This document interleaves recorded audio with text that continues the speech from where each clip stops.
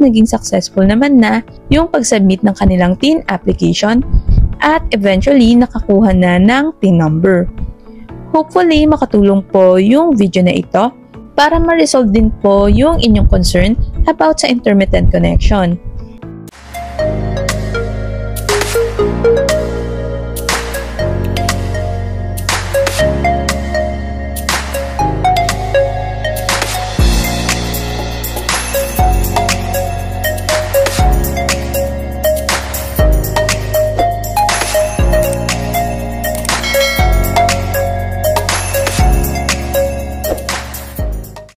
Hi there! I'm HR Leila Jean. Welcome to my channel.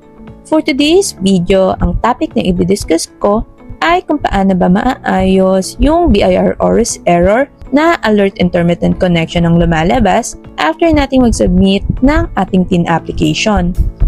By the end of this video, malalaman natin yung mga possible way kung paano ito maaayos para makapag-proceed na tayo sa ating TIN application. Kung bago ka pa lang sa aking channel at interested ka sa ganitong klaseng video, don't forget to like, subscribe, and hit the notification bell para updated ka sa aking latest video.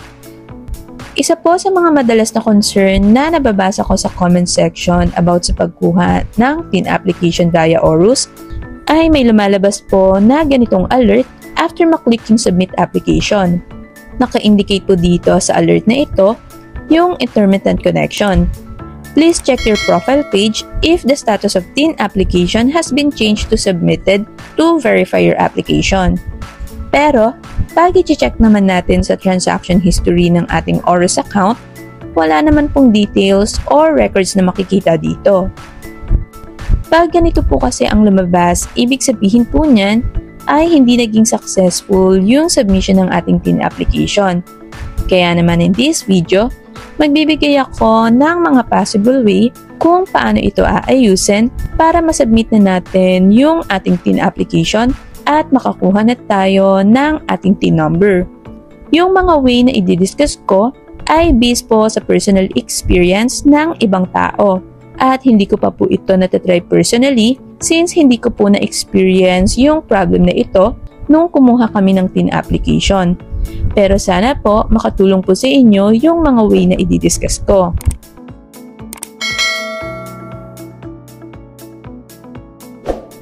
Isa pong way para maayos yung alert na intermittent connection ay ulitin lang po natin yung pag-submit ng TIN application form is hanggang sa may mag-appear sa ating profile na transaction at makareceive tayo ng confirmation email from BIR.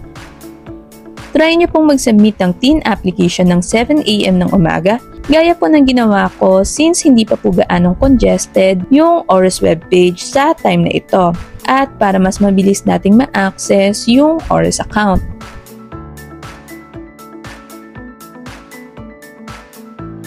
Next, gumamit po tayo ng laptop or desktop computer sa pag-submit ng TIN application.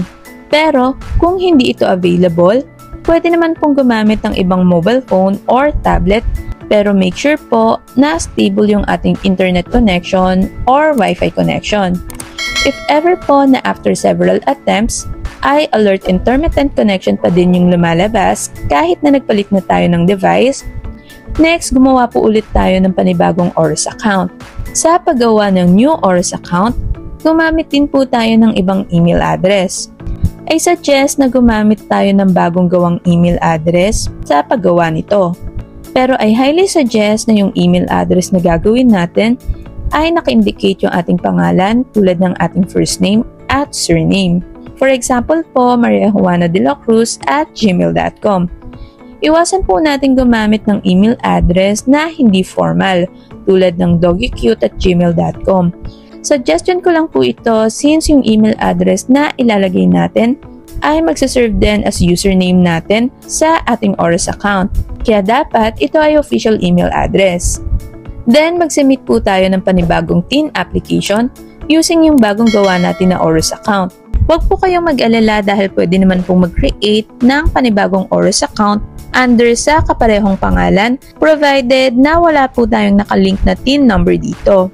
Mas maganda din po na i-delete yung una nating nagawa na ORIS account, or pwede din naman na hindi na natin ito i-delete since automatic naman pong madidelete yung ginawa nating ORIS account after 15 days from the time na nag-create tayo ng account once na wala po tayong na-link na tax identification number or TIN, or hindi tayo nakapag-apply ng TIN number after 15 days.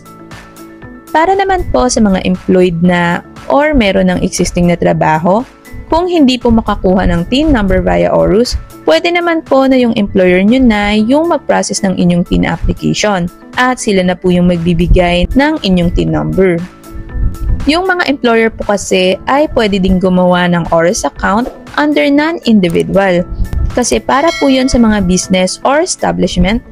Then yung non-individual account ay may access naman po sa BIR Form 1902 na ginagamit sa pagkuha ng TIN for local employment. Then yung employer na yung kukuha ng tax identification number ng kanilang employee.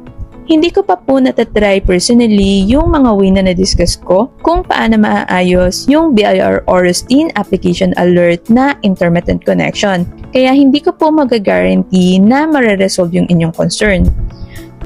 Pero may mga gumawa naman na nito at naging successful naman na yung pag-submit ng kanilang TIN application at eventually nakakuha na ng TIN number. Hopefully makatulong po yung video na ito para ma-resolve din po yung inyong concern about sa intermittent connection. Para naman po sa mga kukuha pa lang ng TIN number, meron po akong video na ginawa about sa step-by-step process nito. Makikita nyo po yung link bago matapos yung video na ito. You can also check yung description box para sa link ng video. Hi to all my dear viewers and subscribers. Para po sa mga badly needed ng online assistance sa pagkuha ng government numbers and online appointment schedules, good news po dahil we will be launching the HR LEAG or HLG Online Services Assistance. Layunin po namin na magbigay ng service assistance para sa mga individual na walang time mag-asikaso at nahihirapang mag-process sa pagkuha ng kanilang government numbers tulad ng TIN number, SSS number, at pag-ibig number. Mag-o-offer din po kami ng mga appointment schedules tulad ng passport and NBI clearance appointment. Kasama din po sa services na ino-offer namin yung pagkuha ng government documents tulad ng PSA birth certificate, marriage certificate, at marami pang iba. To avail yung assistance service na ito, need lang po nating magbayad ng very affordable na assistance fee para sa mga YouTube subscribers at Facebook page followers ko. Pero I highly suggest na subukan nyo munang panoorin at sundan yung mga tutorial video ko. Pero if ever po na hindi maging successful yung transaction ninyo, pwede po kayo mag-seek ng help sa amin at mag-avail ng assistance services na ino-offer namin. We're looking forward po na isa kayo sa posible naming matulungan. Sa mga interested na mag-avail ng service na ito, message nyo lang po kami sa aming Facebook page. Maraming salamat po! For more tutorial videos na gaya ng mga nasa screen, you can visit my YouTube channel to watch these videos. Okay, so that's it for today's video. Kung meron kayong questions or clarifications, just comment down below. And don't forget to like and subscribe to my YouTube channel. Para naman sa mga mas detailed na questions or concerns, you can reach me sa aking Facebook page at huwag pong kalimutang mag-like at i-follow yung aking page.